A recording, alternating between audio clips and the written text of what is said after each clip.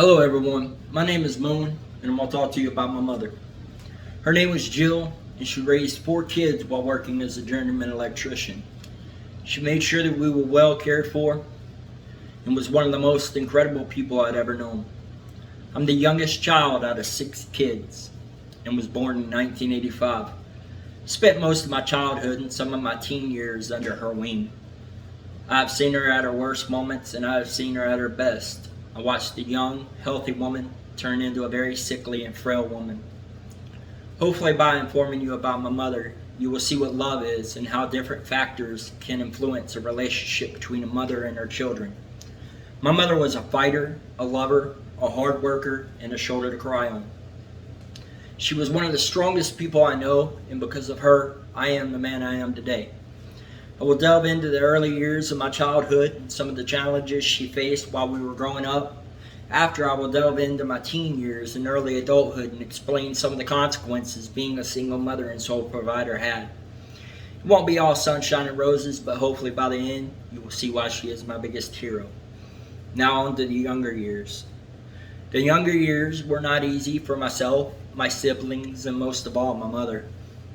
While growing up in my younger years, my mother worked as a journeyman electrician, which in and of itself was a feat for a woman in a male-dominated industry in the mid-1980s and early 90s.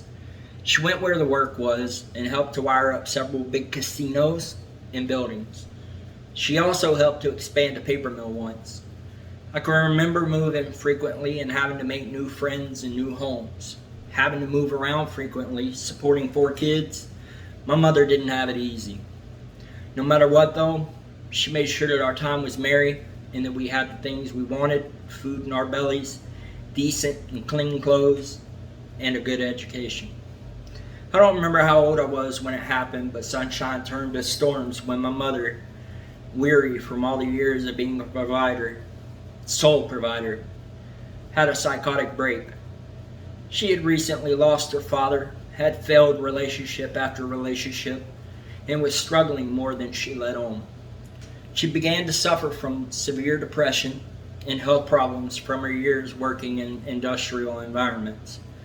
After her break, we were sent to foster care and were put into a home for children until she could get her head on straight. It never really happened, but eventually she came back for us and we moved to Ohio to start again. My mom was everyone's mom. All the neighborhood kids were always at her house. She treated everyone as an equal, loved animals like they were her kids, and continued to work. She was also a true artist. Whether it be crafts she would make or paintings she'd paint, there was something magical in the way she could turn anything into a work of art. Eventually, she went back to college and received a degree in website design. From there, she went on to turn her passion in the arts to the digital realm by creating custom designs for websites, from simple graphics and programming to extensive graphics and programming. Despite all she'd been through, she was still a gypsy soul with a fire that could not be extinguished. Now let us move on to the teen years and early adulthood. Throughout my early teenage years, my mother began to change, and by the time I had reached adulthood, she had changed in many ways, partly due to her depression and losing the will to carry on anymore. She was tired, she was sick, and she was ready to throw in the towel. Growing up in my early teen years, my mother became increasingly more depressed. She was diagnosed with lung and skin cancer. She became increasingly more hostile and erratic. I never really knew at that time whether she genuinely hated me and my siblings or whether it was part of her sickness. She became increasingly more controlling and went so far as to send me, my twin, and my sister to live with my dad, whom she hated with a passion. But at that point, for our safety, it was necessary. Eventually, we went to live with her again after she had cleared her head. But like before, it eventually went south. I had found out later down the road that in her psychosis, she lied about several things, including things involving my father. She became increasingly more abusive and eventually I ran away to live with my dad. After getting my GED and joining the Army, I began to contact my mother again. I did not have much contact with her while I was living with my dad and felt that it was time to try and rebuild bridges again. Things were again well for a while. She'd even met my first child a few years down the road. Eventually, that bridge eroded like several times before. Eventually, I stopped talking to her altogether. Her psychosis was full blown by this time, and her health declined even further. I did not speak to my mother again until she was on her deathbed, and even then, I never got closure or resolved any issues. I was not even sure she could hear me or understand me. She wasn't conscious.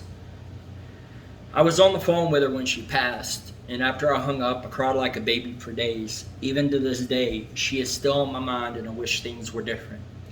Now I'm going to close this out with some food for thought and a little explanation of why she's still my biggest influence and my biggest hero. In the early years, things were not easy, and as I grew into my teen years and adulthood, things progressively got worse. My mother, despite her many flaws, was still a beautiful person on the inside and an otherwise decent person. You may ask why I spoke so negatively about her if I admire her so much. I learned later about depression after battling it myself, still do. I grew to understand that despite the negativity, it was not entirely her fault. It was a sickness that she could not control. She had so many demons from a long, hard life and felt like she was alone, even with the people around her. She taught me a lot of things, such as love for music, humanity, compassion, how to wire a house, how to cook, how to work with purpose, how to accept everyone, and how to be a decent human being. She taught me that no matter what you are going through or where your life has taken you, there is still hope and not to give up. She taught me to love and cherish nature, love animals, and how to manage my own demons. She taught me to be a fighter both for myself and others. I have no doubt that if my mother had not been sick, I would be sharing a completely different story with you. But nonetheless, she always has been and will always be my biggest hero. Thanks for listening to my story. Hopefully it shows you that no matter what happens, never lose love for your parents. Always try to look at things objectively and always tell your parents how much you love them and respect them, no matter how bad it may have been. You do not want to live with the regret of not seeing things from a different light sooner and losing the chance to make amends before you lose them forever. I don't feel this goes for just parents. This goes for everyone. Thanks for listening. Have a good one.